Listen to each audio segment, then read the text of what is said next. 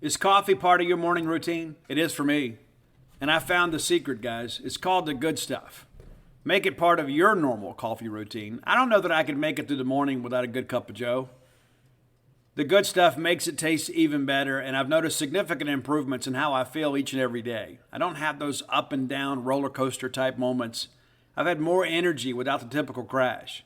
I'm more focused, and I've even noticed my skin and hair looking better. People have even commented, Steve, you're looking younger. Perhaps the good stuff is part of that transformation. Formulated by pro golfer Phil Mickelson and elite performance coach Dave Phillips, the good stuff will stimulate your metabolism, increase focus, support skin and joint health, and reduces the coffee jitters. For a limited time, Boneyard listeners can get 20% off, free shipping, and a free starter kit worth over $30 on their first purchase of the good stuff. Simply go to forwellness, that's F-O-R, wellness.com/Boneyard to save on your first purchase. There's nothing like adding something new and getting to save some money in the process. So 20% off your first order plus free shipping and a free starter kit worth over $30 for a limited time when you visit forwellness.com/Boneyard. Again, that's FORWELLNESS.com/Boneyard. This is for wellness. Best offer right now, so don't wait. Order today. They're so sure you'll see the benefits of adding the good stuff to your coffee. They even back every purchase with a 60-day money-back guarantee. If you're not completely satisfied, you can get a full refund. Again, that's forwellness.com/Boneyard. You're the one who protects the flock, and that requires an eye for detail. Because when safety and well-being are on the line, it's the details that can save lives. Even when no one else is watching, you see everything. Grainger gets you, and we're here for you, and all the ones who get it done with a wide range of safety products and solutions, plus board-certified safety consultants here to answer your questions. Call, click Grainger.com, or just stop by. Grainger, for the ones who get it done. Welcome to the Boneyard with Steve Robertson. As always, I am your good friend and host, Steve Robertson, here on the magnificent Monday edition of The Yard. Long drive back from Lexington yesterday. Very, very long drive back. So what do you guys want to talk about? You want to talk about the new Skid Row record, which is excellent. We could talk about that. I'd probably rather talk about that than this ball game, this dog of a ball game we had on Saturday. But we're going to break down the game. It's not going to be fun. It's disappointing. The first disclaimer I'll give you is that I really believed that Mississippi State was ready to take the next step as a program. That's what I believed. I believed that for the better part of a week and a half. I said, you know what? Kentucky's struggling. We're playing well. We should go up there and win. I was wrong. We didn't win the game. We weren't ready to take the next step. And now we're all kind of dealing with the emotion and disappointment of that. It is very disappointing. Now, I'm not going to sit here and have a pity party today, but we're going to be very honest and frank about things, and I've gotten some answers to a couple of burning questions that you guys have. I'm going to share that with you as well. There's a lot that I could rant about today, but I'm going to do my best not to. But I'm also not going to sit here and tell you, oh, it's all okay. It's not okay. It's not. We lost a ball game that we should have won. And that's the second time this year we've had that conversation. You know, and here's the thing, too. And I wrote about this because I couldn't go to sleep after the ball game. I kept telling myself, Steve, observe the 24-hour rule. Don't get out there and do, say, or write anything while you're in the emotion of the moment. But I couldn't sleep. So I got up and I wrote a column, ran it on genespage.com, about how we stumbled taking the next step. And, of course, you can't be negative enough for some people. You can't be positive enough for some people. And so I'm just going to be me and shoot from the hip today and tell you exactly how I feel about things. Some of you will agree. Some of you won't. I'm okay with both because I know deep down we all want the same things, and that's for Mississippi State to win and be successful in all fields and courts of play. We did not play to our ability on Saturday. And give Kentucky some credit. They came out and whipped us. You can't sit there and explain that away. They were the more physical team on both sides of the line of scrimmage, and they whipped us. They won the game. It wasn't as simple as like the LSU ball game, because the LSU game you can kind of reconcile a little bit and say, well, I know they have the greatest home field advantage in all of college sports, and they do. I venture to say that a night game at LSU is probably the most difficult undertaking that any team in college football takes on. That said, we should have won that ball game. Well, we have 7 drops in the game. We muff a punt inside the 15-yard line. We're up after 3. We had that dismal fourth quarter. But you could kind of like wrap your mind around that a little bit and say, you know what? I kind of get it. Yeah, we lost the game. They didn't just beat us. We lost the game. If we go out there and execute, show some consistency, we win that game. I think that's a fair assessment. Despite the fact that we've taken some great teams to LSU and come home with a loss. That's a ball game we should have won. You look at this Kentucky game, it's completely different. You can't say, well, we didn't do this, we didn't do that. Hey, we went out there and we did this and they beat us. It's as simple as it can be. They beat us. Will Levis got knocked out of the game, came back. It was a different game after he came back. And I think the team really rallied around him. He took a huge shot. We did get some pressure on him. We probably didn't get enough. And part of that is because of the fact we couldn't win on first down. You know, they're getting manageable first down yardage, which puts them in second and medium or second and short. We couldn't get them in obvious passing downs. We did run blitz a little bit, and we did get in his face a little bit. But by and large, they managed the game better than we did. Even when we were ahead, it didn't feel like we were ever in control. It felt like, that, hey, when we got that big fumble, we kind of dodged a bullet.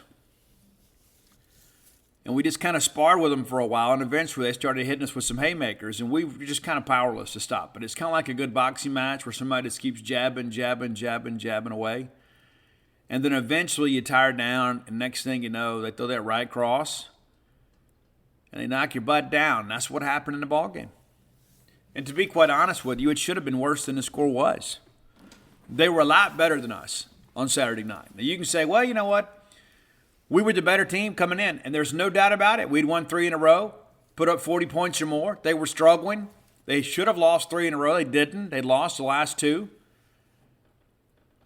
And we can sit here and say, well, we were the better team. You know what? We were on paper going in, but here's the thing about that. When you compete, what happens on the field determines who's better and who's not. And Kentucky is better than us because they beat us on the field, and it wasn't some fluky thing. Despite the fact they trailed in that ball game early on by 3 points, the reality of it is they're better than us. And that's what stinks, because I think so many of us believe that, hey, you know what, we're going to go win this ball game. We'll be 6-1, probably be in the top 10. Going to lose to Alabama, but at least we'll go out there and maybe compete. And that's what I think is so disappointing and frustrating about this is now like, you know, we're not as good as we thought we were. We're not as good as we hoped to be. And now we've got to deal with this. And now instead of us probably punching a ticket to a Florida bowl game, you know, we're going to be, you know, kind of like we were last year. You know, except, you know, we'll make it with a little less maybe drama. We'll get bowl eligible again, but I just think we're ready to take the next step. That's the thing that's so frustrating as a fan base. It's like you begin to think, okay, last year we had to chase the season. We were just hoping to get to 6 and extend the bowl streak. We got to 7, so we extended the bowl streak. And then really at the end of the day, we only had, 3 big goals last year? Get bowl eligible, have a winning season, win the egg. We didn't win the egg. Then we lost the bowl game.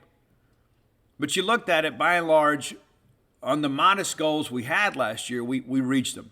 This year, it's going to be difficult to do. It's going to be difficult. And a lot of it goes back to this Kentucky game. Many would say, you know what, I had State 5-2 at this point.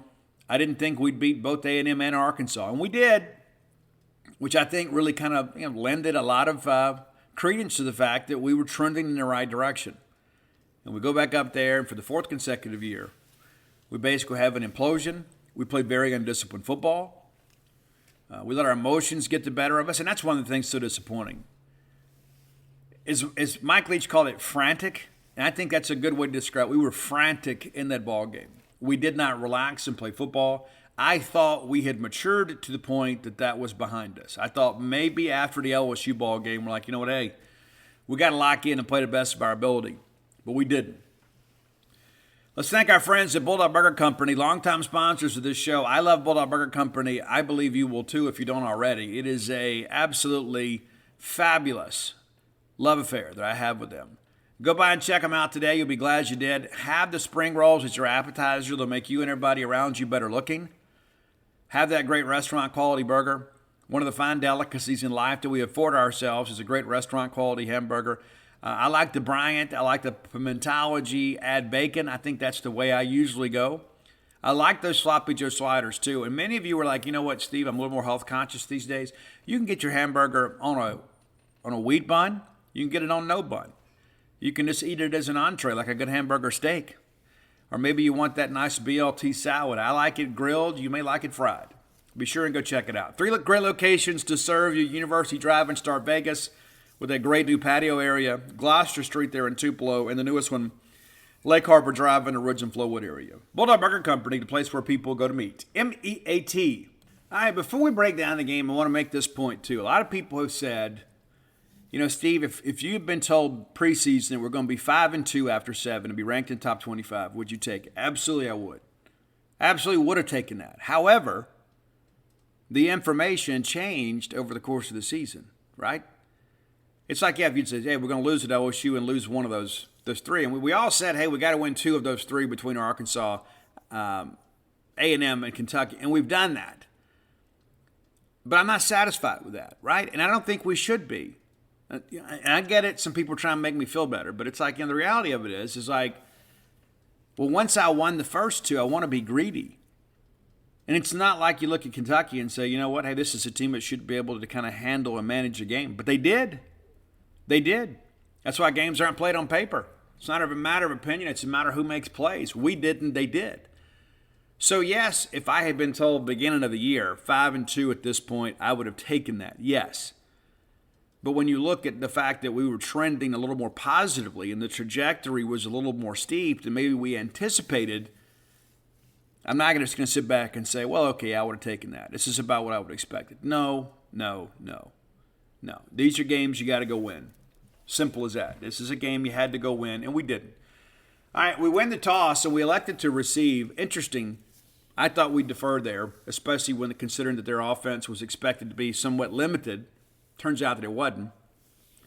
Right out of the gate, we have some pre-snap stuff with them. It made me wonder if they weren't simulating the snap. Nobody said that, but I kind of wonder, you know, we had those issues last year, and I even made mention of that in a media interview this week. I said, what do you do? How do you prepare guys for that? You know, didn't mention Kentucky specifically, but just talked about when you have people simulating the snap. So right out of the gate, there's offsides on Deion Walker. Made it 1st and 5. Then he does it again. So we've earned a first down without even snapping the football. And I thought, okay, we're prepared for this. We're prepared for the antics that kind of happen with that Kentucky defensive line. We come out, we give it to DJ, who runs for 16 yards, and we're already at midfield. You're feeling great, right? Then we're incomplete to DJ. We're complete to DJ, this time for a 5-yard loss. Probably not the best decision to throw that football. Brings up a 3rd and 15. Then it's a false start on Cameron Jones. There was some talk back and forth about who was doing what, you know. But pre-snap penalties were a problem early for both teams. Brings up a 3rd and 20. We throw it down to Woody over the middle. It's broken up by Jordan Wright. We end up having a punt, 4th and 20 from our 41, and we punt, and he returns it out to their 21. Would have liked to have that go a little bit deeper, to be quite honest with you. It's always the case. But the reality of it is even though we didn't go out there and put the ball in the end zone, you get a couple of first downs, so maybe you start playing field position in a game like this. Our Kentucky's first drive, the game plan was obvious, and we talked about it on genespage.com. We talked about it on the show. They're going to try to protect Levis. They're going to try to establish the running game, kind of limit the game and shorten the game, and then also set up some play-action pass.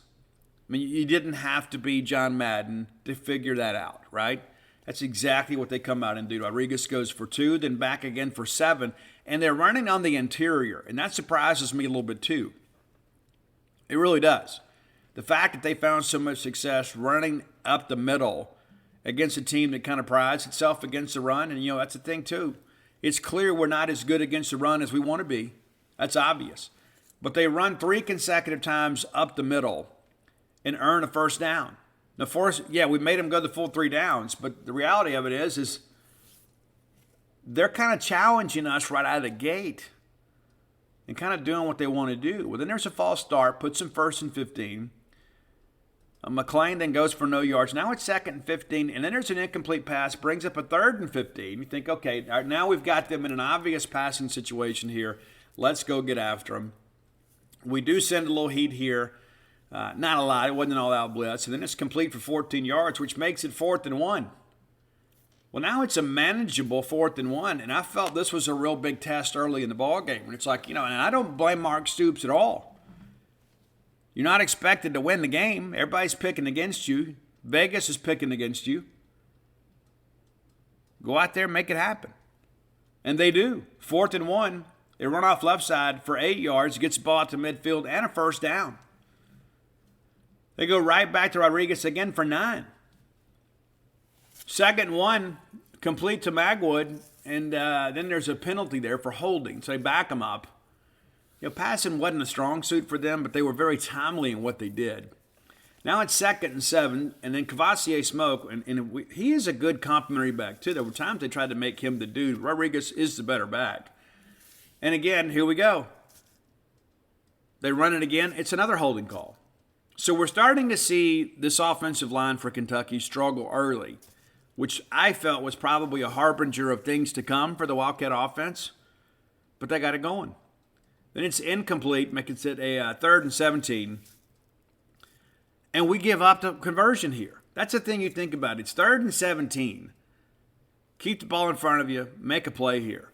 We made a play, though, but it was after the first down. How in the world this ball was completed absolutely blows my mind. And again, maybe get tip of the cap to Will Levis here.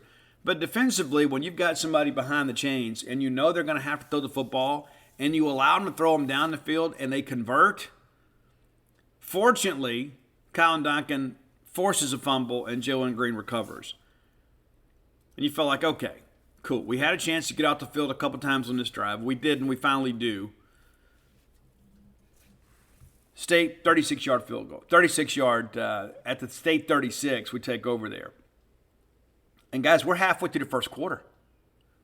There have been one possession by each team, and we're already halfway through the first quarter. And it was clear they were going to, trying to control the clock and keep us on the sidelines, and they did. 1st and 10. We're complete to Justin Robinson for 4, and then we're flagged for holding. Now it makes it a 1st and 20. We hit it Woody across the middle. He gets 6. Then we're incomplete to Justin Robinson. And then Will Rogers gets sacked, the only sack that we gave up in the game. And that and 50 cents will get you a cup of coffee at the Delo truck stop, right? We give up 1 sack now in 3 games, which is good, but our offensive line did not play particularly well. And part of that, too, is because we ended up losing LaQuinson Sharp. And I'll give you a quick update on that. Based on what I'm hearing, it's not expected to be long-term. He should be okay. After he got banged up, he went to the medical tent, walked off a little bit, had a bit of a limp, got on the bike, and just couldn't get loose, and did not return. So we had to do some shuffling there. Lasoya slides in, and I think under the circumstances probably did pretty well, but you got Dollar Bill in play in left guard, and he's probably 80%, can't really move, doing the best he can. And I get not putting him back out there at tackle with all that's going on out there. Not to mention Nick Jones had played pretty well. I didn't think Nick played exceptionally well on Saturday. But just the 1 sack here. And this sack that we give up here, that's Carrington Valentine. It comes free. And I don't remember which one of the backs it was. I don't know if it was DJ or Woody, but we whiffed. We whiffed on stepping up there and making the play. And so the guy gets loose. We should have been able to pick it up. We didn't. It wasn't a schematic issue. It was just a mistake. We just made a mistake. Archer Trafford then, great punt here, 56 yards, and they return it for the touchdown. Very first guy gets blocked in the back. They call it. It's very reminiscent of the Josh Ali thing. Remember last year, Josh Ali? This one was more egregious than the block in the back last year. But they return it for a touchdown, and it's called back. And here you're thinking, okay, well, maybe this is a good thing for State. Okay, now all of a sudden, this is a flag-happy crew. Maybe that'll favor us. It turns out it didn't, but on this particular play, it nullified a big play. All right, Kentucky sets up here, and they put together a really nice drive here to run out the quarter. But Rodriguez runs for no gain, and then Mclaughlin goes for 1 yard. So now it's a 3rd and 9. You think, okay, let's go get after the quarterback. And then next thing you know, it's a 31-yard gain. Now, I got texts immediately from this. People said this ball should have been reviewed. I haven't gone back and watched the game. They thought he trapped it. Maybe he did. There was not a review during the game. We didn't get a review in the box either. But again, a chance to get off the field, and we don't. And not only do we let them get the first down, now all of a sudden we're up near midfield. All right, 1st and 10. McLean then runs for 4. They come back to Rodriguez for 5. Brings up a 3rd and 1. Jet and Bookie Watson, a nice play here. We get him for no gain. And then they go for it again. Second time in the game, they've gone for it on 4th down. That was very successful for us against Arkansas. We were very good against the run on 4th down against Arkansas, not against Kentucky. 4th and 1, they get it. And this is just somebody basically challenging your manhood here. It's like, you know what, hey, it's a nothing ball game. We should be punting here. We're not going to. We're going to go for this because we believe that we can move your guys and get a yard. Turns out they get 4. Will Levis runs himself on a bit of a quarterback draw there. 1st and 10, Levis runs again, and no gain there, but they're flagged for holding, makes it a 1st and 20. So again, we're getting them behind the chains, and you think, okay, let's make some things happen here. All right, 1st and 20, they run for no gain. 2nd and 20, it's a complete out. They're just dumping it out here. We're covering over the top in cloud coverage, makes it 3rd and 17. And then they break the huddle with 12, makes it 3rd and 22. And that runs out the quarter. And this has not been a good quarter of football. And at this point, you favor Kentucky because at least they've had the one sustained drive. All right, they end up punting here to open the second quarter, get a 42-yard punt. Xavier Thomas fair catches it to 13. Bit of an adventure there, but we get it done. So State takes over to our 13. And we put together a nice drive here. This is when I thought, okay, we'll settle down here. We've gone through the first quarter. Remember last year we're down 10-0 against these guys? And again, gave up the punt return for touchdown, right? It took us a while to get going last year. I thought, okay, well, here we go. Now we figured it out. Leach and the crew will adjust. We go to ducking for 8, which makes it 2nd and 2. We find Tulu for 10. Now we're off and running. 1st and 10 at the State 31. We give it to Woody, who then runs for 7. And then there's an offside penalty on Josiah Hayes of Horn Lake High School. That was on 2nd and 3, so it's 1st down now. Now it's 1st and 10 at State 43. And you feel like worst case scenario, we've got a chance here to flip the field. After getting back down to our 13, we've already got a couple first downs, got 30 yards. Maybe we can flip the field here. And it's a scoreless ball game, so maybe field position is going to matter.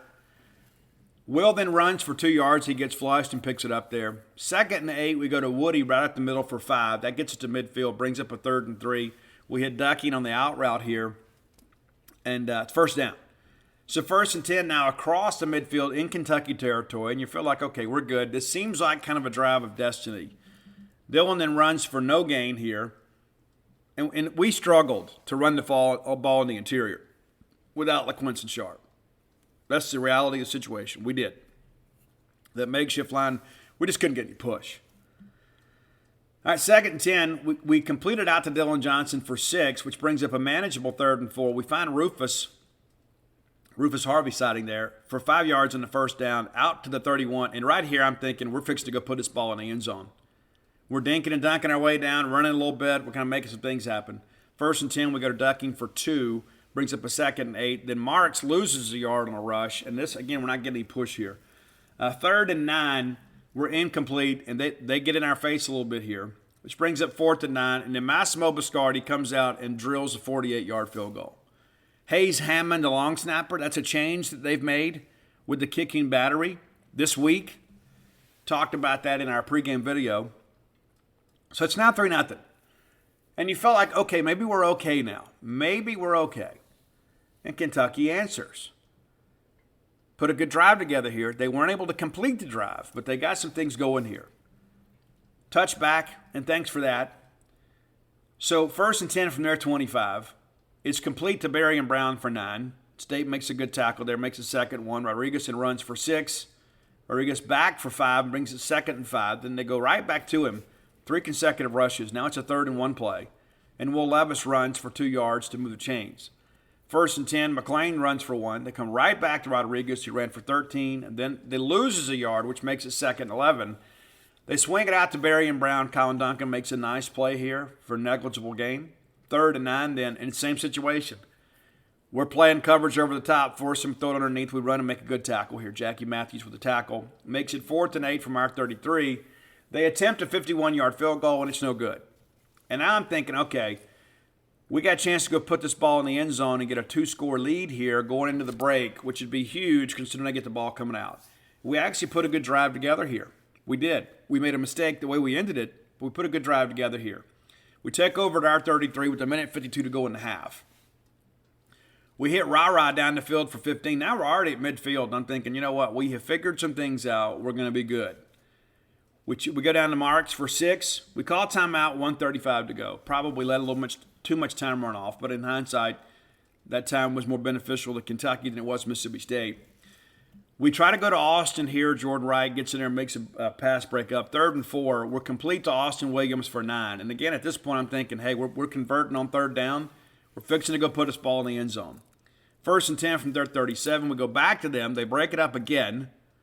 2nd and 10. We're incomplete again. Then there's a false start on us, makes it 3rd and 15. We check it down to Marks. And rather than attempt a long field goal, which would have been a mistake, we like to go for it. Honestly, I know we're at their 42. Considering the down and distance and the time remaining and the way that your defense has played and the fact that we really haven't given up a lot of big plays or having to kind of methodically work it down the field, the chances of them scoring and driving the length of the field under a minute to go, virtually non-existent. But we go for it, and we're incomplete here. I still think we should have punted. I know where we are. People are like, oh, we're no man's land. I'm just telling you, in a one-possession game, I kick it. I sky kick it and try to pin them in there as best I can. And then we got silly.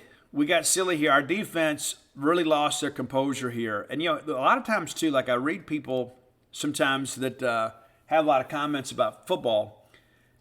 Basically, when you're holding, a lot of times that is a talent issue. But this first one is on Emmanuel Forbes. Now, Dane Key is really fast. Emmanuel Forbes is fast, too, but I bet Dane Key may be able to beat him in a foot race. But we get a defensive holding call on Forbes, and it seemed like every play, we just really assisted here in our own demise. They're complete to Rashawn Lewis, Jackie Matthews with tackle, but it's 2nd and 1. Then there's a false start. And usually when those kind of things happen, drives implodes. Now it's 2nd and 5 from midfield with 28 seconds to go in the half. They're complete again to Rashawn Lewis, and then they flag him for unnecessary roughness. I thought it was a weak call, and maybe that's because I'm biased, but I thought it was a weak call, but we give him 15 more yards. Now it's 1st and 10 at our 26, and you feel like, the chances of them making a field goal here are pretty good. They got some time to work. They got some timeouts left. All right, and then they go to Dane Key, and DeCam breaks it up. However, they flag him for holding. And again, I haven't gone back and watched this, so I don't know the validity of all these calls, so I'm not going to speak about that. But I thought that the unnecessary roughness thing was a little bit cheap. I thought initially when I saw that flag down, I wasn't quite sure. And maybe you guys saw it better than I did. We're up there. We're following the football, and sometimes you can't see things that happen prior to the pass. Will Evison runs for 6. They call timeout, 14 seconds to go. Incomplete. Pick nearly gets in there and gets a sack. Nice effort by Nathan Pickering. And they decide to kick on 3rd down. Their crowd booed. It is absolutely the right call. There are 4 seconds to go. You have no timeouts left. And so if you get tackled in the field of play, the half is over. You got to get something from it. They kick the field goal there, and that's it. Now, another thing that we didn't do here, and I don't know who makes this decision, but they kick off to us with 4 seconds to go. You got to run that thing out. What's the worst thing that happens? They get you at the 10? Sometimes our best chance of scoring is a kickoff, right? And so I felt like, I don't know if it was predetermined by the coaching staff. I'm not going to in no way criticize Tulu Griffith. But in this situation here, I think what I tell them is, hey, 4 seconds to go, run it back. Do the best you can. Because you never know. We've been close to breaking a couple. And we don't. We just kind of get to the half, and maybe that's the conservative play. Maybe that's a smart play, but I'm a competitor. I'm not gonna take a touchback there. And maybe it's a 104-yard kickoff return, but what a back-breaking play that could have been. Not to say he would have brought it back, but I would have told him ahead of time, run it back, bring out the end zone. Let's just see what happens. But we don't. But it's 3-3 at the break, and even though I felt like they controlled the first quarter, I thought the second quarter offensively, we began to make some plays and maybe find a sense of ourselves. And I thought, we'll be okay if we can survive this first drive of the second half. All right, let's get into the second half. I saw Matt Wyatt at halftime. I said, well, Matt, that was certainly a half of football. It wasn't a great half of football. I wouldn't say it was a terrible half of football because, we're in a tie ball game. But it felt like we had found some things in the second quarter that gave a little bit of hope. But my concern was that, running the football, they were having some success. They weren't able to finish drives, but they were having some level of success. My hope was we'd make some adjustments at the half, be able to shut that down. And that's the thing. You start losing one-on-one matchups, you end up getting up in some trouble. So Kentucky begins touchback, and then right out of the gate, Rodriguez runs for 11 yards, again, right up the middle. That's one of those things that really surprises me, that we were giving up yards up the middle. 1st and 10 now at their 36. It's a short, complete pass to Berry and Brown for 4. Then incomplete, Jackie Matthews with a PBU there. Nice play by him. Makes it 3rd and 6. And they hit a deep pass. They flag us for pass interference and decline the penalty. It was going to be first down either way. Now it's 1st and 10 at our 27. Rodriguez runs for a 1-yard loss, makes it 2nd and 11. It's complete to Jordan Dingle. State makes a tackle there, makes it 3rd and 9. 3rd and 9 then we make a great play by Emmanuel Forbes here to make a tackle short of the sticks. I thought they may go for it, to be quite honest with you, on 4th and 2. But instead, they like to kick the field goal. Matt Ruffalo is good. It is now a 6-3 lead. You felt like in some ways it was a win.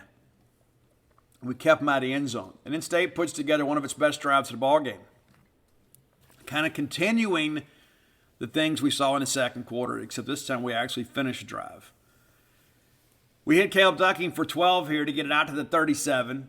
We go to Woody Marks for 11. We're already near midfield in just 2 plays. We hit Austin Williams for 24, and I felt like right here we were in control. Even though we're trailing, it feels like, we're fixing to go make some plays here. Then we hit Woody Marks for 19, which makes it a 1st and goal situation.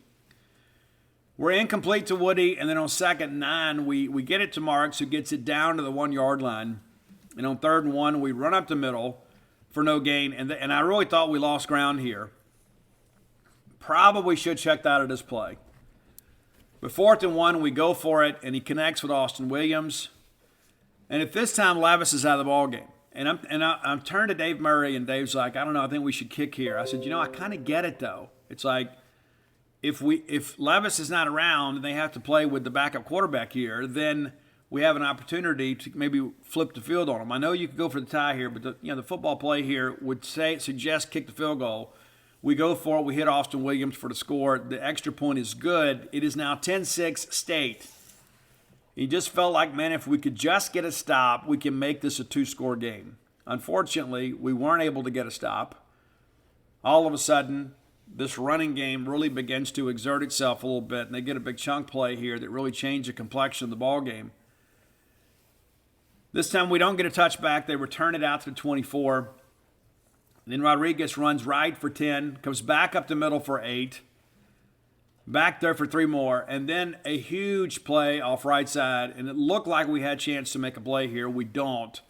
And DeCamerion Richardson runs him down and tackles him at the 8-yard line, makes it a 1st and goal situation. They run Rodriguez for 2. 2nd and 6, they run him back up the middle for 4, brings up a 3rd and 2, and State rises to the occasion here. So 1-yard loss makes it 4th and 3. They could have kicked. They elected not to. They go for it. And give Will Levis a lot of credit here. He finds Rashawn Lewis. And to be quite honest with you, I didn't think we were very competitive on this play. I know he did the whole shoulder fake and that kind of stuff. I don't know that that was even required. We did not cover this well at all. And the receiver elevates and makes a catch there. Now it's a 13-10 lead after the extra point. They kick off, and Tulu is loose. 41-yard return out to the 41. It's called back for a hold on Austin Williams. You guys may have had a different vantage point. The replay that we showed in the booth, it didn't appear to be much. That said, we get flagged, an untimely penalty. Now all of a sudden, instead of it being at our 41, it's back at our 22. But again, State puts a little thing together here, but we're not able to do much with it. But we get to drive here, incomplete to Robinson. Then we hit Wiley for 30. And again, I feel like, hey, this may turn into a track meet here, and ultimately we should win this. Marks then runs for 3 up the middle. 2nd and 7, false start on Justin Robinson. That's pre-snap penalties. That's just inexcusable at this point in the ball game, in the season, Makes it 2nd and 12. We find Simeon Price. Then there's a false start on Nick Jones. Makes it 3rd and 13. So now, instead of being 3rd and medium, it's 3rd and long. And then we're complete to Simeon Price for 6, which makes it 4th and 7. We punt here and just couldn't get it to check up. I mean, Archer did a good job there, but it's a touchback. Now we're down 13-10, and again, we have not had much success on defense. And I'm not wanting to sit here and blame the defense because we weren't getting enough support on the offense. But right here, we really needed to stop. Mclaughlin then runs off left side for 15. That runs out the quarter. So we head to the fourth quarter down 3 without the football. Mclaughlin then runs for 4, which makes it a 2nd and 6. 3rd and 3. I guess it was on 2nd and 6. We run for 3, which brings up a 3rd and 3. And then there's a penalty on us for holding, which makes it a 1st and 10 out near midfield. And again, I don't know if it's fatigue. I don't know if it's a lack of talent. We were grabbing and holding a lot in the defensive secondary, and that just can't happen. 1st and 10, Rodriguez goes to the middle for 2. They're complete to Rodriguez, and it's no gain there, so it brings up a 3rd and medium, 3rd and 8. I guess you could say maybe on the long side of medium. And then he hits McLean for 31 yards. Again, we just can't get off the field. We get them in obvious passing down situations, and we can't get off the field. And they flag us for holding. I thought when I saw the flag initially it was going to be on them. Instead, it's on us. I believe it was Jordan Davis. The guy goes up and engages like he's blocking and then tries to slip into the pass pattern, and Davis grabs him. Spirit of the rule, it's a hold. It is. Didn't like it, but it's true. We call timeout, settle the defense a little bit here. And Rodriguez then immediately scores from 16 yards out, makes it a 20-10 ball game. And at this point, I was already dreading that long drive home from Lexington. Touchback on the kickoff. Plenty of time left, but you just felt like, what? Even if we go down and score, we're not capable of stopping this running game. Rodgers is complete to Ducking for 2. We go back, short pass to Dylan Johnson for 4. And Dylan missed some time in the middle of this ball game. And there's been some rumors out there about his health.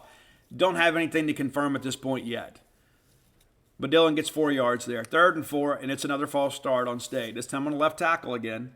3rd and 9, and we're incomplete across the middle to Austin Williams, broken up by Deion Walker. And it's pretty clear, and maybe it's a separation issue, maybe it's a game planning issue. When we sent Austin Williams across the middle, they were all over it.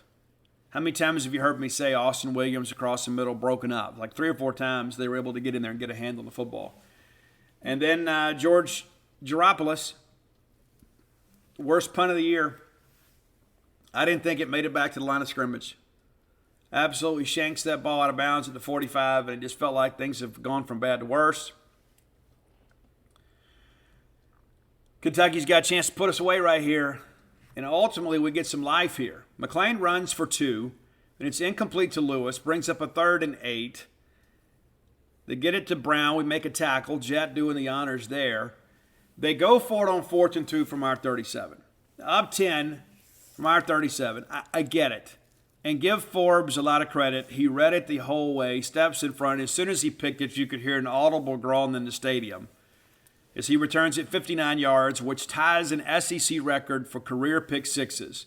His next one will be the new standard. So nobody in the history of the Southeastern Conference has had more pick sixes than Emmanuel Forbes. And all of a sudden, you're back in the game a little bit. It's 2017. It felt like on that 4th and 2, I thought, you know what, they'll just run Rodriguez up the middle here. They'll just keep going on down. It'll be a 27-10 ball game, and we'll all be miserable. We're still miserable. They just prolong that. We need to get a stop here, and we don't. This is the drive here. And Mike Leach made mention of this too. We talk about time of possession, but the number of plays the defense faced is really not atypical, especially considering how one-dimensional they were at this point in the ball game. Rodriguez goes off left side for 12. They go back to smoke for 6, and then there's no gain at all. 3rd and 4, and you feel like a chance again to get off the field here. 50-yard gain. Long pass play, 50-yard gain here. Now it's 1st and goal, and Rodriguez in for the touchdown, a play later. Extra point is good. Now it's 27-17. The game is over at this point. It's just a matter of what the final score was going to be, and quite frankly, it could have been worse than it was. Rodgers complete to Marks for 3. We go to Wiley for 2. Brings up a 3rd and 5, and it's another false start. This time on rah-rah. And I don't understand this. It's one of the things, the pre-snap penalties, I don't understand. Because if it was one guy over and over again, like there were times last year, Scott Lashley was just trying to get a bit of a head start, dealing with some of those edge rushers in the league. But you've had Justin Robinson flagged, you've had rah-rah flagged, you've had Nick Jones flagged, you've had Cameron Jones flagged. I mean, it's just like up and down the team. That's something that can't happen. Then we throw a pick to DeAndre Square. 4th pick of the year for Will Rogers. Kentucky takes over at our 32. Had a chance to put it away here for sure, and they just kind of salt the game away. Rodriguez runs for 1. Then there's there's offsetting penalties here. Colin Duncan involved in the fisticuffs here. It's silliness, man. That's a veteran guy. You can't do it. 2nd and 9, they go again, no gain. And then there's an unnecessary roughness call on Duncan. So back-to-back plays, Colin Duncan flagged for unnecessary roughness. You can't have that from a veteran guy. You just can't. I understand you're frustrated. I understand it's an emotional game. And I'm glad he cares. But that's part of the deal. And Jalen Green out there trying to kind of separate him before matters get worse. 1st and 10 from our 16. Rodriguez goes for 4. Rodriguez goes for 5. On 3rd and 1, they go up the middle for none. Jordan Davis makes a tackle, makes it 4th and 1. We call timeout, set the defense, hoping to force a field goal here to keep some semblance of life alive. And instead, Rodriguez goes for 6, nearly got in there. And then rather than push it in the end zone, they take a couple knees. So you look at the score and say it's 27-17. That's true. It is. Very easily could have been 34-17. Very easily. Kentucky wins the game soundly. And again, you had some continuity on offense in the second part of the 3rd quarter, but defensively, you just simply couldn't get a stop. And so it's a team loss. You can't say, well, we should have had more offense. We should have. We should have gotten more stops on defense. We should have. We actually had some decent moments on special teams, and one of those nullified by a penalty from a 6-year guy. You know, it's like, you know, I get caught up in the euphoria of us actually making some kicks.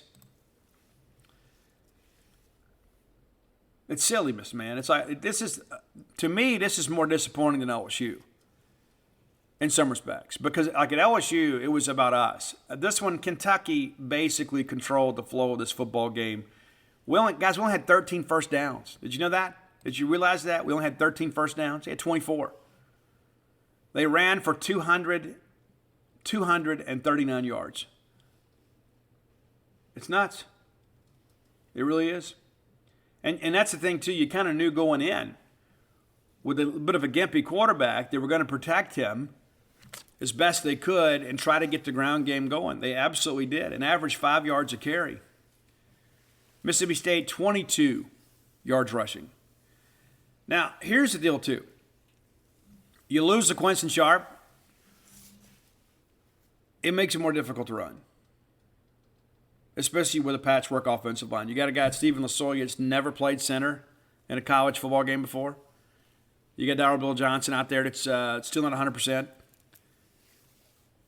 And then Dylan Johnson got hurt. Woody Marks got banged up a little bit too. But it felt like early in that ballgame, especially in that second quarter, maybe you run a little bit more. But then you go back and look at those drives and see we were actually making some headway with the pass. And so a lot of people look at that and say, hey, we should have ran it more. In hindsight, I would say, I was thinking we'd be able to run the football too. They were giving us some heavier boxes, to be fair, because they were not just going to sit back and 8 and let us just run off tackle left and right and get 5 yards a pop. But there were a lot of factors here that I think kind of changed the flow of our play calling in that respect. And a lot of people say, well, play calling's terrible. You don't even know what play was called. You don't know what play was changed. You don't know what happened at the line. You don't know what Will saw and what maybe he audibled to. And so I don't know that we can just say, well, the play calling's bad. When you've got a banged-up offensive line and then you lose your primary running back, even though he did come back, and hopefully, it's not something that lingers. We don't know for sure. There's some stuff out there on social media I hadn't been able to confirm yet. But if you told me we're going to run for 22 yards, I would say we lost the ball game, and we did.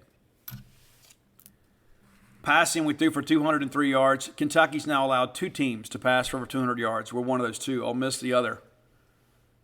Usually you assume we're going to get 300 plus. We get 300 plus in this game, we win the ball game. When you look at time of possession, though, and you give Kentucky, they lay down the plan to beat us. Run the football, limit State's offensive possessions, eat up the clock. Guys, we had the football for 20 minutes and 38 seconds. No chance to find rhythm there. They had it for nearly 40 minutes. So 2/3 of the game, they possessed the football. And they wore us out. We're 3 of 11 on third downs. They're 6 of 15. Big difference, 4 of 5 for them on fourth down. Some big plays for them on fourth down. And again, that's just challenging your manhood right there. We're just going to line up and go, and they did. They're 5 of 6 in the red zone. We're 1 of 1. We just couldn't get down there. We had a sack. They had a sack. Both of us made all our PATs. They missed a field goal. We made our one attempt. It's insanity. Real quick here, let's look at the numbers. We'll have a 17 or 23 for 230, and you look at that and say, you know what, hey, that's a winning effort when you couple that with the fact that you had a guy run for nearly 200 yards. You got Rodriguez going for 197 and a couple touchdowns. He's averaging 6.4 yards a carry. I mean, goodness, why would you ever take him off the field, right? Will, 25 of 37 for 203, a touchdown and a pick. And, of course, sack just the one time. Dylan Johnson, your leading rusher, 2 carries for 16 yards. The 16 yards came on one play. The other, he was no gain. Jaquavius Marks, your leading receiver, 7 catches for 60 yards. Austin, 3 for 34. Ducking, 5 for 32. Jaden Walloway, 2 for 32. Ra 1 for 15. Tulu, 1 for 10. Simeon Price, 2 for 10. Dylan Johnson, 3 for 5. Rufus Harvey, 1 for 5. Defensive numbers, Buki Watson, 17 total tackles. Well, you expect that, against a running team. You expect the linebacker to do good. DCAM with 11 tackles. Jed Johnson with 10. Colin Duncan with 9. Jackie Matthews with 7. Nathan Pickering with 5. Jordan Davis with 4. Pickering also credited with a hurry. Cameron Young with 4. Tyrus Wheat with 3. I mean, you run down the list here defensively, you made a bunch of tackles, but a lot of those were because you were chasing the play. And when you look at their brand of offense, they're going to line up and just run the football right at you. Yeah, you're going to make a bunch of tackles in the front 6. But 17 tackles for Buki Watson, I tell you, he would trade every one of them for a win. Very disappointing effort. Very disappointing effort. And love the team. Love everything about the program. But, we're not winning enough. We're not, and it's like, I'm not going to sit here and throw the baby out with the bathwater after back-to-back wins over SEC West opponents. We can still have a decent season, but we've kind of squandered away the opportunity to have a great season. And maybe you upset somebody and you have a good season. But I think we're going to look back at this as an opportunity lost. And that's 4 consecutive trips up there. And the thing about this one that makes it different to me is they were the most physical team basically every snap. Yeah, you look back at 16, we had Sermonitis. Poor play calling that last defensive drive cost us a ball game. You look at 18, it was just a complete implosion. Had some bad officiating. We didn't play up to our potential. And that was a 14-7 game in the fourth quarter when Brian Cole picked that pass off in Kentucky territory. And you think, hey, we're still in it. When Kentucky really got this ground game going, I don't think we were ever really in it. I mean, I think when you look at this whole situation, you could kind of see it trending that way. In first quarter, we did a decent job against the run. And then, it's tough to find good help these days. You see it all over. A lot of businesses are hiring. You can't pass through town without seeing a help wanted sign somewhere around. And here's the issue. Any potential hire that you make could potentially be a high-stakes gamble for your business. You want to be 100% certain you have access to the best qualified candidates available. That's why you have to check out our friends at LinkedIn Jobs. LinkedIn Jobs helps find the right people for your team faster and for free. How about that? And how many times have you gone through a hiring process where you have to look through dozens and dozens of resumes and applications only to find out you don't have a viable candidate? Here's the thing. You can post your job for free on LinkedIn Jobs. Very easy to do. You add your job in the purple hashtag hiring frame to your LinkedIn profile to help spread the word that you're hiring. Simple tools like screening questions make it easy to focus on candidates with just the right skills and experience so you can quickly prioritize who you'd like to interview and ultimately hire. The money quarter is coming. You need to be uniform and you need to be strong in your message by having the most qualified team work for you. It's why small businesses rate LinkedIn Jobs #1 in delivering quality hires versus leading competitions.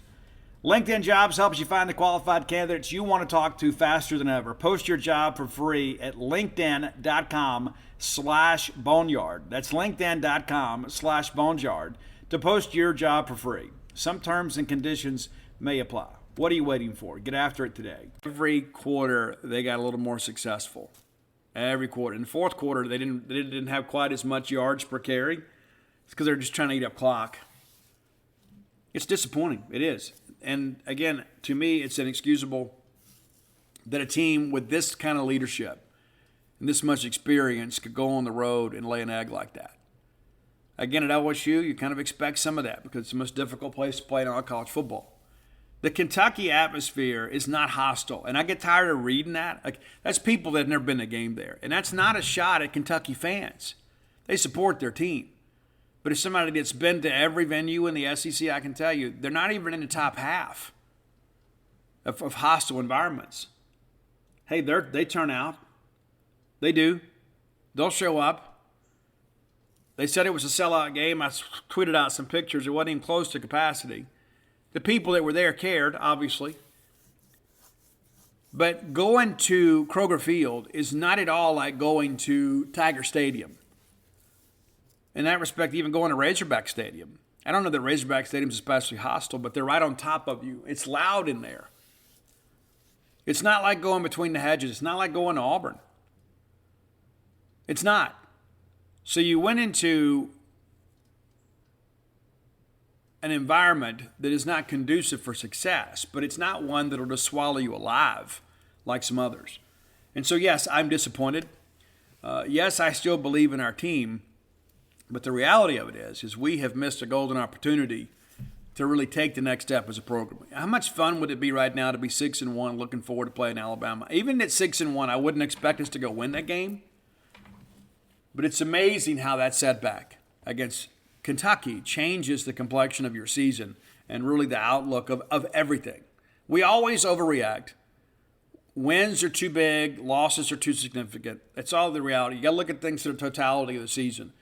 But to me, this one is really a gut punch. It really is. It absolutely is because, based on the fact that we've got Alabama and Georgia left, and look at what Ole Miss is doing. Look at their offense is. Those guys can run the football successfully. Look at what Auburn's ground game did. I mean, right now, the only game I think you can assume is a win right now is East Tennessee State, and that gets you to 6. Would you be happy with a 6-6 season? You absolutely wouldn't. A 6-6 season with 3 consecutive losses in the Egg Bowl? No. Instead of us taking a step forward, that's a step back. We went 4-7 and 7-5, and you think, okay, if we can have an 8-4 regular season, which that's not unrealistic to expect. We're going to be one game better, right? And then we're not. We're end up being a game worse. I think you look at this and you begin to think, you know what, hey, I don't know if I have as much confidence in the trajectory of the program as maybe I did. I mean, again, there's a lot of game left to play. I know we're trying to suggest that. I'm not going to sit here now that the season's over. Because as good as we felt last Monday, we could feel that good again very, very soon. But listen, nobody expects us to go beat Alabama. I mean, the line is 21. We hadn't even been able to score a touchdown against those guys, right? So we're just going to kind of endure that weekend and hopefully we can beat Auburn. Hopefully we can get out of Alabama not being too physically beaten up and we get back home and beat Auburn. That gets you 6, and all of a sudden you start thinking you get East Tennessee State, gives you 7, and you never know what kind of shape Ole Miss is going to be in when we play them. But again, that game's on the road against a running team. And that's the thing, I began to look at my mind. It's okay, well, all right, long as we don't have to play some mobile quarterback, right? Somebody that can make plays, with their feet when protection breaks down. And now all of a sudden it's like, well, I don't want to play, a team that's just going to line up in an unbalanced line and go right at us too, because we're having difficulty doing that. So Zach Arnett's got to figure it out. He does. And I'm a Zach Arnett fan, and I'm confident that he will. But you got to figure this out. Because what happened Saturday on both sides of the football cannot be repeated this year. All right, time for today's Top 10 list, brought to you as always by closewithblair.com. That's CLOSE with Blair, BLAIR.com. Blair is my friend, your friend, a friend of Mississippi State, a friend of those in need. A lot of people out there are struggling today financially. Maybe it's time to consolidate some debt. Maybe it's time to buy a home. A lot of challenges out there. You need a mortgage professional to help you through that process. Contact Blair. You can do it by his personal cell number. You're not going through a receptionist. You're getting directly to the man himself. 601-500-2344. Again, that's 601-500-2344. Mention to him you heard about him on the Boneyard, and he's going to pay for your appraisal. That's a $500 value. A lot of fees associated with getting a mortgage approved. Blair's going to take care of some of that for you. Again, that's closewithblair.com. All right, so since we're all kind of melancholy today, we're going to do Sarah Mclaughlin. How about that? Love Sarah Mclaughlin, one of the best singers of my generation. An incredible singer. Love how she uses the lower register and is not just operatic in everything she does. So here we go. Number 10, from album number 2, the album is Solace. The track is The Path of Thorns. She really hit the scene big time when women's music in the alternative and top 40 world really exploded in the 90s. It was her third album, Fumbling Towards Ecstasy, that really made her a superstar. And we're going to go to that album with your number 9 song, Hold On. Great track, inspirational track. Number 8, from the album Afterglow, which I believe is her 5th album, it's the track Fallen, the follow-up to the Surfacing album, which was a huge hit for her. Back to Fumbling Towards Ecstasy, it's the number 7 song, Ice Cream. Your love is better than ice cream, better than anything I've ever known. That's true. I mean that to each of you. It's true. Not that I don't love ice cream. I do. That's quite the compliment to you. Number 6, from the album Surfacing, it's a great track, Sweet Surrender. A little bit of a deep track there. Great track. Staying with the Surfacing album, which in many respects is the best Sarah Mclaughlin album, is the track Adia, number 5. I tried to name one of my daughters Adia because I was such a big fan, but couldn't quite get the mom to go along with it, right? Because Adia, I do believe I failed you. We thought there'd be a negative connotation to the name, even though it was a cool name. All right, number 4, the song that you see all the time with the ASPCA, right? The trying to take care of animals. It's I Will Remember You. I think that's the one. Either way, that's a great track. Played at a lot of funerals. All right, number 3, if it isn't I Will Remember You, it is definitely this one. No, I think it is this one, now that I'm kind of stumbling my way through this. From the Surfacing album, it's the track Angel, In the Arms of an Angel. Beautiful track. Number 2, probably the biggest hit off the Surfacing album, it's Building a Mystery. Love that one. Love everything about it. I think that vocal is absolutely perfect. I think this is her at her best. All right, number one, though. A song that is often misunderstood. We've talked about this on the show before. It's the great song Possession. But it's not about a healthy relationship. Like you read some of that and it sounds like such a romantic song. You know, kiss you so hard, I'll take your breath away. Basically, she took the words of stalkers. You know, she had a couple albums out there. She's a beautiful woman, very, very talented, very accessible publicly. And she got letters from stalkers. And she basically took some of those phrases and turned it into this amazing song. It's Possession. I love the music on this one. I love the lyrics on this one. Everything about this song. It's very dark and sinister in some respects when you look at it from that point of view. It's not a love song. It kind of sounds that way, but it's kind of creepy when you think about these are people that are kind of harassing her through the mail.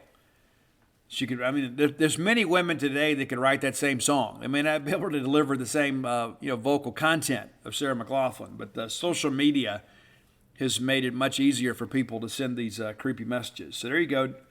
From Fumbling Towards Ecstasy, which was the breakthrough album for Sarah Mclaughlin, it is the hit song Possession. That's your number one track on today's top 10 list. Because again, we're feeling a little bit melancholy today.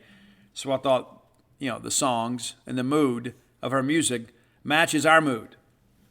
Not happy. If you have ideas for a top 10 list, reach out and let us know.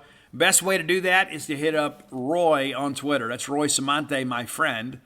Hit him up at Dogmatic67. That's DAWGMATIC 67. Also, you can follow along there. Roy doesn't have a lot of extraneous Twitter content, too. He's not going to be posting pictures of his food or anything like that, and he's not that guy. Roy also gainfully employed these days, too. So congratulations to Roy. It's difficult, man, when you get to be a guy like us from the 1900s, sometimes kind of re-entering the job market. It worked out well for Roy. He was pretty much in demand, had some opportunities out there, found a great job doing what he's been doing before. So we're very happy for Roy. But you can follow him on Twitter as he shares his wonderful list. He puts them on Spotify free of charge. And you can go to Spotify and check them out, too. A lot of people have told me when they're out traveling, sometimes it's good to get a new playlist. I mentioned Skid Row. I listened to the new Skid Row album in its entirety, I think 4 times yesterday on the way home. And I listened to the new Queensryche album. If you're a fan of Queensryche, and you certainly should be, this is the best album, I think, since Ty LaTorre has been in the band. It sounds a little Iron Maiden-ish at times, but you get a little bit deeper into it. I think the second half of that album is as good as anything that maybe Queensryche has done since the Empire album. And when you talk about this Skid Row album, it is the best Skid Row album since Slave to the Grind. And the bar is pretty low, to be quite honest with you. I love Skid Row. I love Sebastian Bach. I did think that Subhuman Race was a disappointment. It was kind of a departing of what they did initially. I think Slave to the Grind is a masterpiece. And for those of you that don't know, Slave to the Grind, the first ever heavy metal album to debut at number 1 on the Billboard Top 100. It's incredible to think about that, right? The self-titled debut album was really good. It was a little bit poppy in parts. But Slave to the Grind was very much what they wanted to do. This is more in that vein. It's the classic Skid Row sound. Sebastian is not with the band, but the new singer, an outstanding singer, and can hit those big notes. I'm eager to see them live. They recently played in Tunica at the casino up there, and we were out of town covering a ball game. So couldn't go then. But listen, this album is doing great. Just released a few days ago in its entirety, and I can give you my seal of approval. If you like hard rock and you like metal and you think back and you wonder whatever happened to Skid Row, they're back, and their social media presence has been really good too. Their reaction to the new album has been very good. My favorite track on that album is Hell or High Water. That's the lead track on the album. There is a great power ballad too called October Song. It's really good. The debut single is The Gang's All Here, and they kind of give you an update and kind of mention some of the characters that were mentioned in that first album. So very clever writing there. And again, check it out. You'll be glad you did. We've done a Skid Row Top 10 before. We won't redo one for a while, but I highly, highly, highly recommend that album. I think that you're going to be really excited about that. And again, that Queensryche album too. And Roy and I will be seeing them next month with Judas Priest at the Landers Center. Excited about that. I haven't seen Queensryche since the Empire Tour, and I've never seen Judas Priest. And you'd say, Steve, that sounds sacrilegious. Well, maybe it is. I did see Steve Vai over the weekend. I've never been to see Steve Vai as a solo performer before. Saw him this past Friday at the Lyric in Birmingham. Outstanding. Kind of made a bit of a detour on my way to Lexington. Went and checked it out. Sat by myself. Met some other rock fans. And then left and spent the night in North Tennessee. Pushed on to Lexington. And you know what happened up there. And so long drive home yesterday, as I've said before. But as long as I've got rock and roll, I'm forever young. All right, time for the next segment of the show, our SEC recap brought to you by Campus Bookmart. I love Campus Bookmart. I haven't been in there in a couple weeks, but we'll be there soon. We'll do some signings there as we get a little bit deeper into the season. Not much season left, right? So be sure and check those guys out at Campus Bookmart whenever you're in town. Very easy to find. You'll be glad you did. In addition to that, if you can't make it to town, I encourage you to find them on the World Wide Web, courtesy of Al Gore's internet at campusbookmart.net. And by being a loyal Boneyard listener, we'll give you a phrase that pays, and that is BSR, which stands for Beautiful Steve Robertson, and that'll get you free shipping on all orders over $50.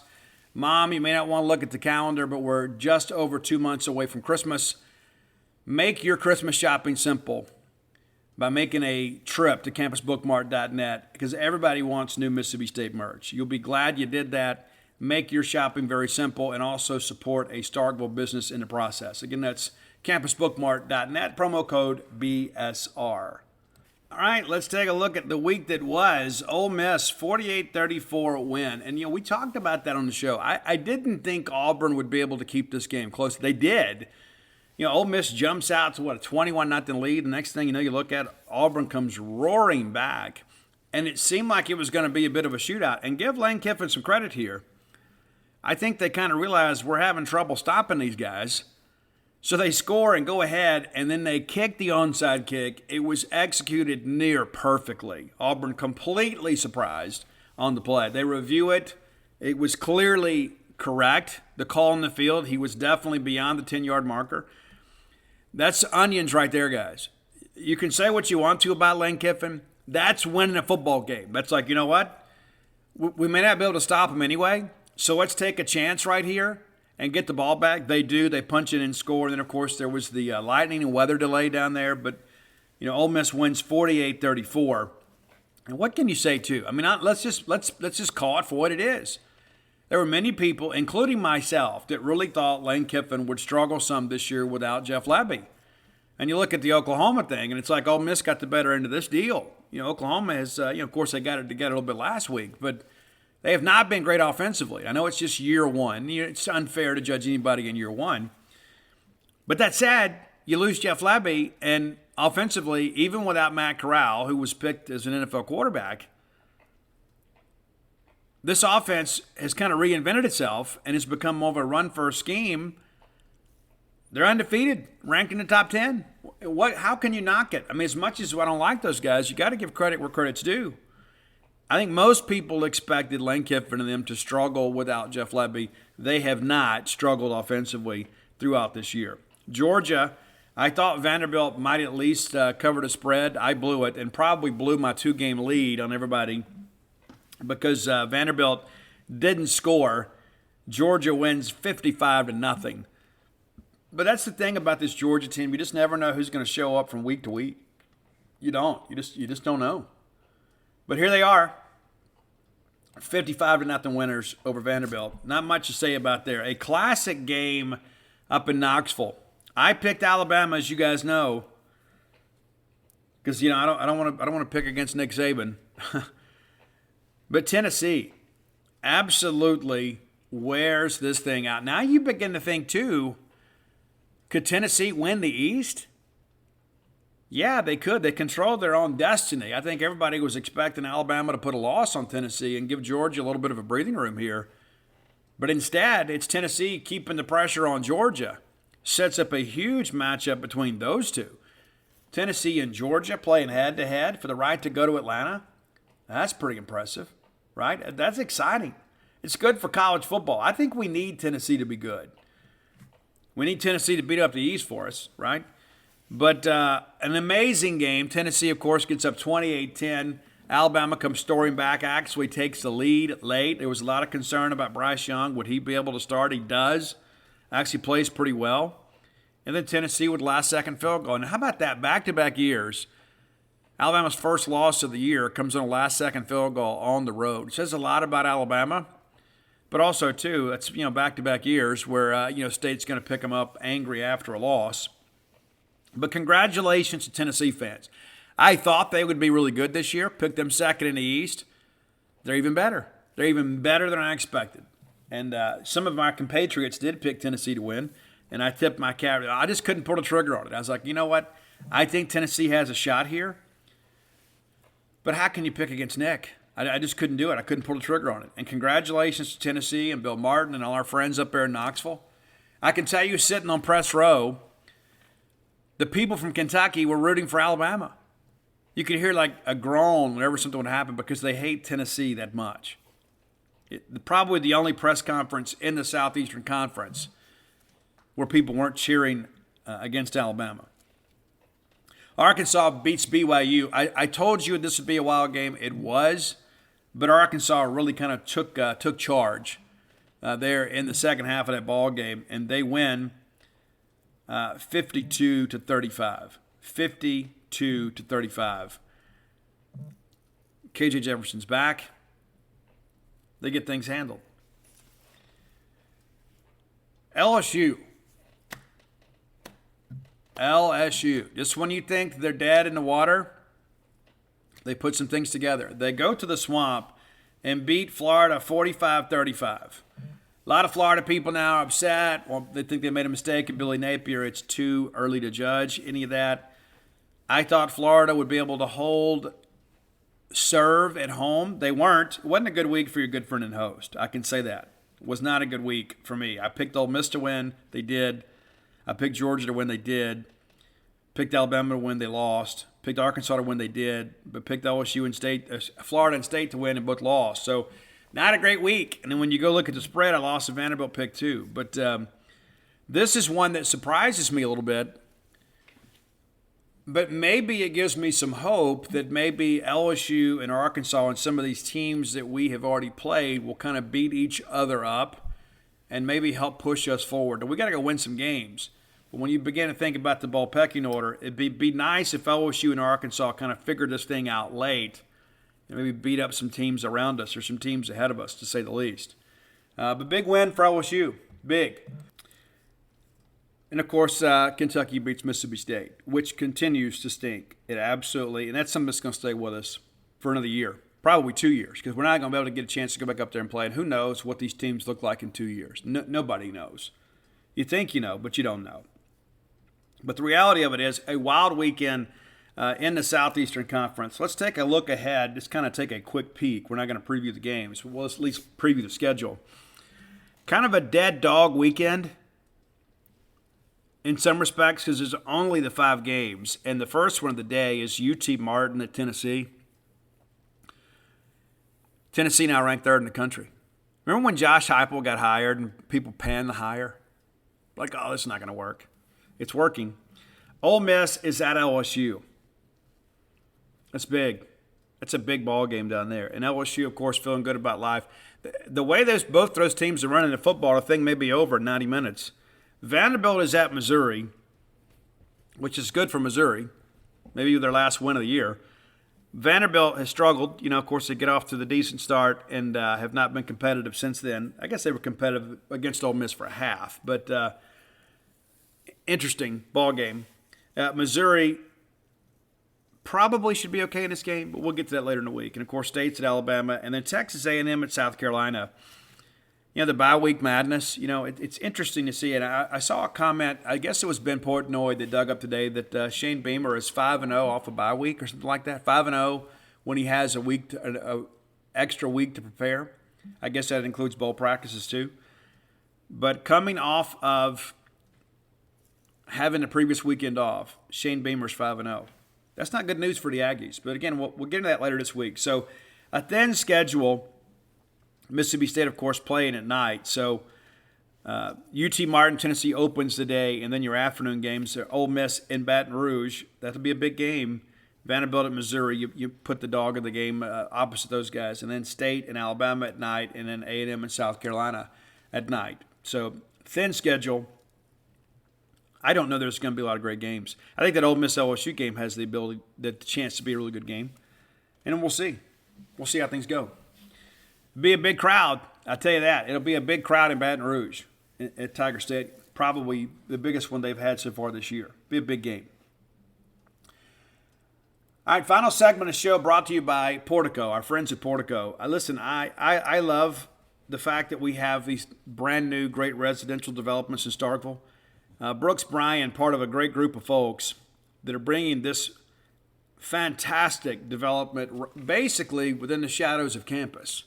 That's how close it is. 1.1 miles away from the Mississippi State campus, but tucked away neatly and conveniently in a neighborhood, so you're not right there on 82. You're on the quiet side of campus. You turn off 82 on the 12. Take that very first right, which is Pat Station Road. Go through the four-way stop. There's Portico on the right. Go by and give yourself a self-guided tour. You'll be glad you did. 2-bedroom, 2-bath homes is where you start. You go all the way up to a 4-bedroom, 4-bath home. You'll be glad you did. I'm telling you, whether it be your primary residence, ball game weekend retreat, your future retirement home, or just your second place, you're going to be glad you did it because it's so conveniently located to campus. Everybody want to stop and see you on their way to campus. And if you're a tailgater, it's so much nicer too. You know, maybe you don't tailgate on campus. Maybe you tailgate at home, so you don't have to pack everything up and bring it over there with you. And if you do, you got a lot less of a trip to make. So if you need information about Portico, and I suspect you do, give Brooks Bryan a call at 601-416-8075. Again, that's 601-416-8075. Brooks Bryan, a former Diamond Dog, part of 2 College World Series teams. He knows what Mississippi State fans want, and he knows that Starkville is a very special place. And so Brooks, part of a great group of folks, making Starkville an even better place to live. If I was moving to Starkville now, it's where I would move. No question about it. Make Portico your next move. All right, in case you missed it, Mississippi State picked up the verbal commitment of Creed Whitmore over the weekend, and then maybe that's Whitmore. I got to find out for sure, but it's Whittemore. Now, Creed recently took an official visit to Mississippi State. Initially, the talk was, it's going to be tough to flip this guy from Florida. He comes in, has the official visit, loves the air raid. Now he's flipped. When's the last time we flipped a kid from Florida? You have to go back and do the math on that. I don't know that I can tell you the last time we flipped a kid from Florida. I know when Florida's flipped some from us, but you go get a kid from Florida, and there's a lot of that. A lot of our casual fans say, hey, Steve, we never flip anybody. Well, we do. We do flip people, and we've done it with greater regularity here in the last couple of years. Leach and his staff, I think, have done a good job with that. Let's not forget Chris Parson was committed to Florida State for a long time. He did not decommit until Mississippi State really made him a big priority. But let's take a look at Creed here, and I'll have an article later today kind of telling you my opinion of him, and that'll be on genespage.com. But here's the deal. This kid's got 20 offers or so, and was committed to the hometown Florida Gators. So he officially visits Florida in June, commits to them, and then eventually flips to State. Was here just the weekend of October 7th. He's here for the Arkansas game. But offers from the Gators and the Bulldogs and Arkansas State and Florida Atlantic and Georgia State, Georgia Tech, Louisville, Marshall, Maryland, Memphis, Miami, Michigan, Penn State, Texas A&M, Troy, Central Florida, Wake Forest, West Virginia, and then enters from several other schools. But in order for us to take the next step, these are the kinds of players you're going to have to go get. You can't just go get developmental kids in Mississippi, especially as offensive skill players. I mean, Jaden Wiley's been good for us, but it'd be nice to go out and get some polished players. Now, there's another element to this that needs to be considered. Now, call it a hunch, call it an educated musing, right? Maybe that's just what we're doing here. Maybe we're just throwing a shot in the dark here. But Creed has an older brother that is a player at the University of Florida. Now, his name is Trent. He is a wide receiver, 6'3", 206 pounds. There has been some discussion that perhaps he may go into the portal. He already has his bachelor's degree, enrolled at them at 2019, redshirted, played in 2020, 7 games. Of course, played for Dan Mullen. And last year was a redshirt sophomore. Played in 8 games. Decent numbers. And then this year's his redshirt sophomore year, and he's played every game this year.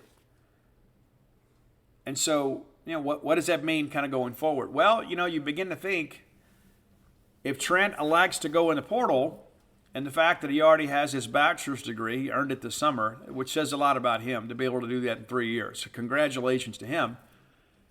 Maybe he goes into the portal.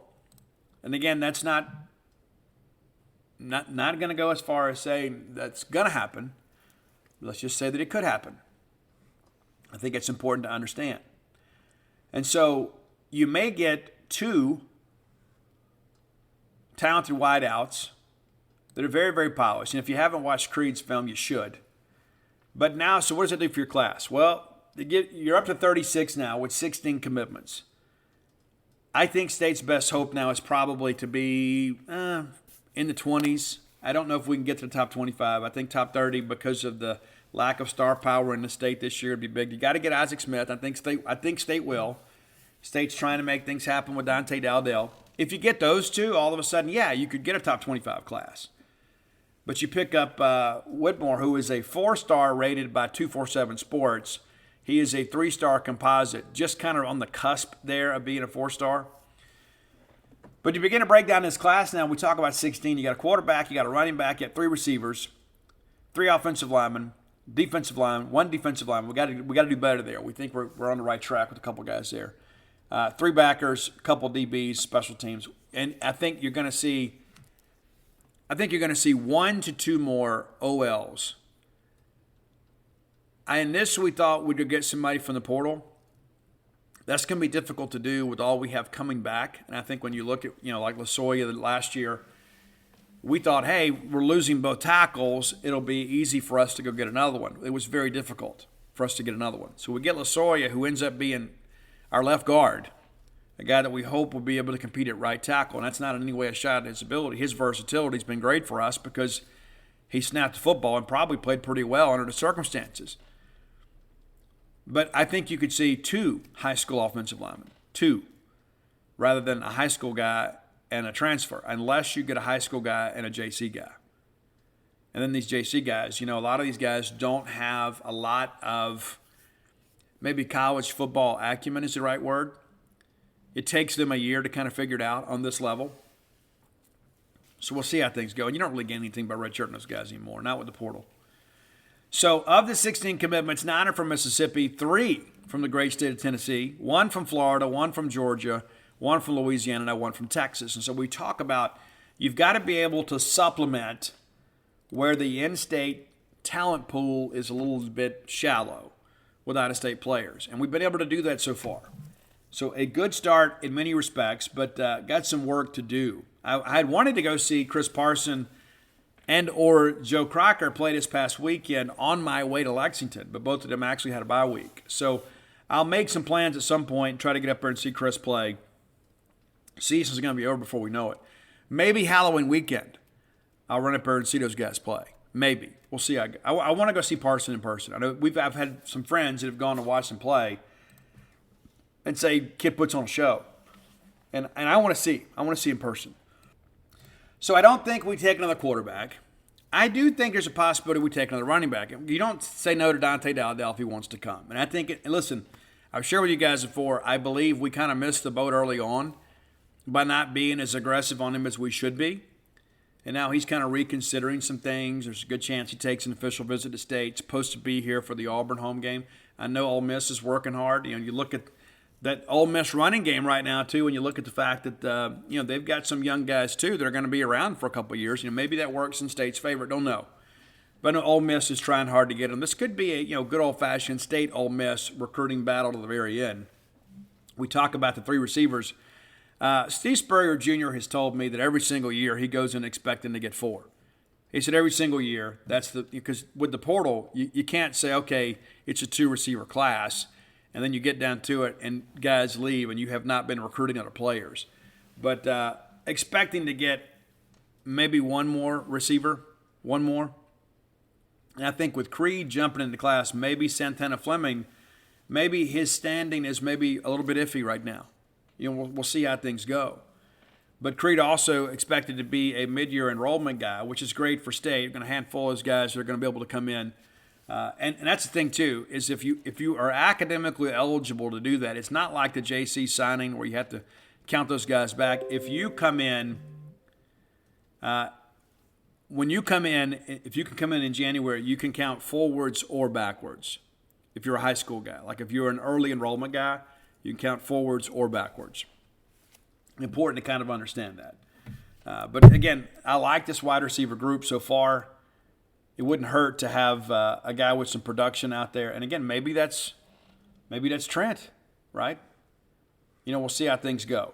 But the reality of it is that State, I think, has kind of met most of their needs on the offensive side of the football, unless Dante Dowdell comes and you get a couple of offensive linemen. But we're going to be defensive heavy. You got to get big on that defensive line for sure. Feel confident about where we are at backer, and you got to get some more DBs because we're going to have a lot of safeties. We need safeties in this class, to say the least. There's no question about it. Of course, Gabe Moore is a guy that we're expected to commit to Mississippi State sooner rather than later. Big defensive lineman out of Louisville, Mississippi. But the reality of it is you got a lot of guys still in state that are kind of targets for Mississippi State. So the potential to put a really good class together remains there. And, Gabriel Moore, of course, is an unranked prospect. But I look at his film, I don't even really care about that. But you got Joseph Head. You're still kind of chasing Caleb Bryant a little bit. And he needs to play well. I mean, and the reality of it is I think Caleb Bryant's a great player. But this is a guy, too, that probably needs a year or two in the weight room. And most of those guys on the defensive line do. A lot of those guys kind of get bonus being bigger and stronger against the guys they're playing against in high school. So they need to show up and really commit themselves to the weight room, and that's a college weight room. I'm not saying they're not working hard on the high school level, but the plan, the strength and conditioning plan on a college level is much, much different, as you guys know. I think Caleb is a guy that will really benefit from that.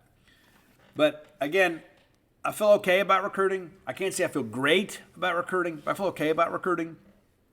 And we've got to finish. And I think getting Dante Dowdell and Isaac Smith would go a long way towards making that happen. Isaac Smith, of course, Mississippi State's last 3 home games, he was there. I understand there is a good possibility of him being here for the Auburn game. When guys keep showing up, it's like, you keep going to the barbershop, eventually you get the haircut, right? We talk about it's not just guys' words, but what do their actions say? When you've got a guy that has been on your campus multiple times this year, and I know of a half dozen of them, Isaac Smith has been on campus more than some of the commitments have. And so his actions kind of lead you to believe that Mississippi State is in a good position here. And that's important. And again, there's a lot left. We still got 2 months left between now and national signing day, but I feel good about that. And again, the late rush with Dante Dowdell gives you a little bit of hope, but at this point, I don't think you can project him. You just got to keep working. You got to get him on campus, get him here for a visit. He grew up kind of cheering for Mississippi State, but I think in some respects there's some relationship rebuilding that has to take place here. And I think Jason Washington is the guy for that. If you've been around Jason, you kind of understand what I'm talking about. Coach Washington is very gregarious, smiles real easy, very energetic. And then you look at the advancements this year, Saturday withstanding, okay? You look at the advancements in the Bulldog running game this year over the 2 previous years. I think you look at that and say, okay, this could be an attractive offense for me, even if I'm not carrying the football 20 or 25 times a game. And so Dante Dowdell's a guy, too, that, at Picayune, and I said before, if they let us run whatever we wanted to in the All-Star game, we'll just run the Picayune offense. I don't know there's anybody in the state of Mississippi that plays better with a lead than Picayune because they just shorten the game on you. They're getting that unbalanced line and just absolutely wear you out. And there were sometimes, too, you look at it, Dante Dowdell, you say, well, he's a product of the system. I just don't think that's the case. I think with his athleticism and the fact that the size that he has and the passion for the game that he has, I think he could be the best picking running back in the modern era on the college level. I think he's that good. I don't think this is a guy that's just kind of benefiting from the scheme that he runs.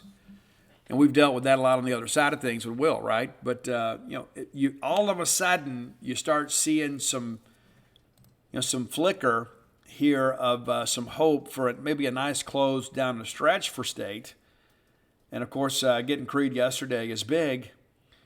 But then you start looking at the possibilities of adding Dowdell and adding Isaac Smith. I think you can begin to think, you know what, this is something that could be very significant for Mississippi State. Because here's the deal. In order for us to catch, Alabama and LSU and people like that, we have got to find a way to kind of narrow the gap on a talent standpoint. You got to develop players. And that's one of the things that I give Dan Mullen and his staff a lot of credit for.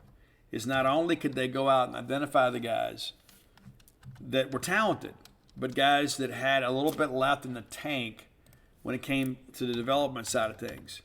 That's a huge part of this too. I don't know that we've always been able to develop players, but under Dan Mullen we have. And so when I add those two players, Dante Dowdell and Isaac Smith, to the recruiting rankings, and of course that's still very fluid. I encourage people all the time, take a lot of that with a grain of salt, because there's a lot of variables and things begin to change. That would get you in the top 25 alone, as it stands today. If you add those two players, all of a sudden Mississippi State has a top 25 recruiting class. And, of course, some room to work with, too. You still got some gaps to fill, and you still got some scholarships to account for. And so most of this class, I said, hey, State's probably going to be in the top 30, maybe a top 25 class if you get some things to fall your way, and maybe they will. Maybe they will. But in order for us, again, to kind of gain ground, we got to be able to add talent. We can't just depend on developmental players. We got to recruit at a higher level, and I think in many respects we have. But in order for us, I think what Saturday shows you is it's not always about talent. Are we more talented than Kentucky? Probably. But Chris Rodriguez is an absolute monster. He is. And you got Will Levis up there, a guy that his production's not been amazing. But guys, obviously, kind of the heart and soul of that team. But I don't think we got out-talented. I think we got out-coached. I think we got out-executed. And Mike Leach will tell you the same. And Mike said some things in postgame. And that's the last thing I want to say before we get out of here. He said some things in postgame, and it's incredible how people hear what they want to hear. Oh, he threw his team under the bus. He threw everybody under the bus. Himself, the coaches, players. So we got fat, dumb, and happy. He said some of our coaches said some cute things and we didn't get our message across. He said we got out-coached. And that's one thing. It's like, I've never been a fan of this, like, winning the press conference thing. It's like, well, people say, well, he never takes any accountability. I don't care. Just go win the football game. That's all I care about. I don't care what you say. I don't care what your favorite color is. I don't care who your favorite Smurf is. I don't care any of that stuff. Just go win the football game. But I thought it was classic Leach on Saturday night. And he said some things that were true. Some people didn't like them, but they're true. But he didn't throw his team under the bus. He put himself and the coaching staff right there with him. It was a failure at every level, and Mike Leach said that. We get awfully sensitive about that sort of stuff. We really do. Oh, in the press conference, he didn't say this or he said that. You can't win. When you lose, there's nothing you can say. There's nothing you can say. And at the end of the day, it doesn't matter what people say. It's like, well, we lost. I wish he'd have taken some accountability. I don't even care. Who cares? Just go win the next game. Just go win the next game. Just win. As Al Davis said, just win, baby. That's all that matters. Just win. It's like, so is it going to make the loss easier to deal with if a coach gets up there and says it's 100% on me? That's not true. But does that make any difference? Does it make you feel better? I mean, it doesn't change anything. Just go win. Speaking of winning, you can win today by going to dogpilethebook.com and get signed and personalized copies of Dogpile, Stark Villains, Flim Flam, Alpha Dogs. I have people all the time, it's the thing, dogpile.book.com is just for Dogpile. All the books are there, the sports books. And then, of course, the Blooms of Oleander are available through barnesandnoble.com Amazon, booksmillion.com, Barnes & Noble, everywhere, and your local bookstore can order it for you too. Reach out, let us know if we can help you with all that. And Stark Villains gear, of course, available at starkvillains.com. Starting to see a lot more orders as of late, too. It's about to be hoodie season 2. Maybe, Mom, you get everybody a Stark Villain hoodie, too. They're cool. They really are. I'm really proud of the work they've done. The Deep South Pallet Company's done a great job with that. I appreciate Jason and those guys' efforts to help make this thing really happen. But that's it for today. Until next time, let's all live our lives in a way we make more friends than enemies, and people can see a difference in the way we live. When you shop at a Walmart Vision Center, you get it. You know that you'll spend a little less on stylish glasses for the whole family. Welcome to the Vision Center. Let me know if you need help finding the perfect frame. Hey, Mom, you were right. These glasses are cool. Hon, they take our insurance. That means Papa's getting a new pair, too. Whoa, glasses start at just $39. Next stop, groceries. So you can get a little more of what you need. Find a Vision Center near you. Save money, live better. Walmart.